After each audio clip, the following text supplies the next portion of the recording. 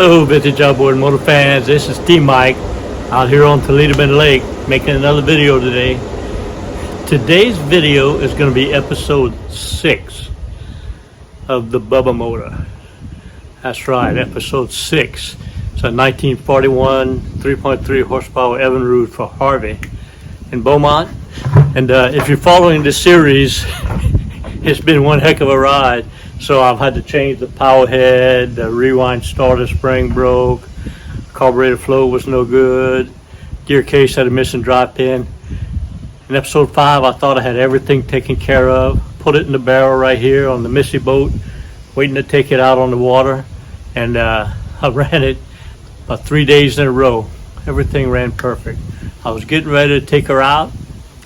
I come over and I started her. After about 2 or 3 minutes of running, the rewind starter exploded. That's right, never seen this happen before. Right in front of my very eyes, I heard the biggest, loudest noise, quack, and it stopped. The engine stopped, and I took the rewind starter apart. I'm gonna show you the damage that was done to it right now. Here's what I saw when I took the rewind starter off. It broke this pawl on this unit right here.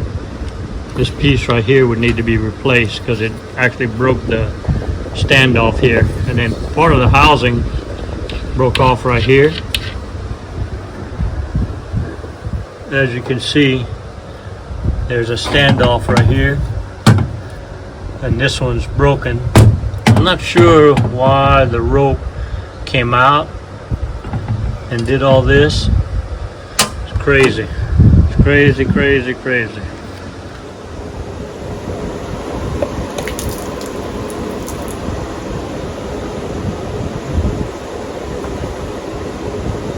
Okay, so I don't know what happened to it. The rope came out and out of the,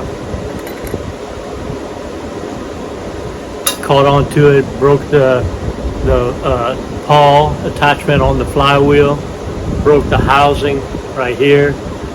And I've got so much time and money invested in this motor, I don't know what to do. I'm gonna contact Harvey and send this video, see if he wants me to keep working on it or not. It runs, but now I gotta find a housing, gotta find that, and those parts are hard to find. So that concludes episode 6 in the saga of the Bubba motor. See y'all in episode 7.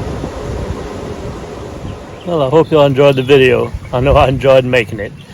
Sitting out here on my walkway on my lake and editing the videos and posting them on YouTube with a good signal here.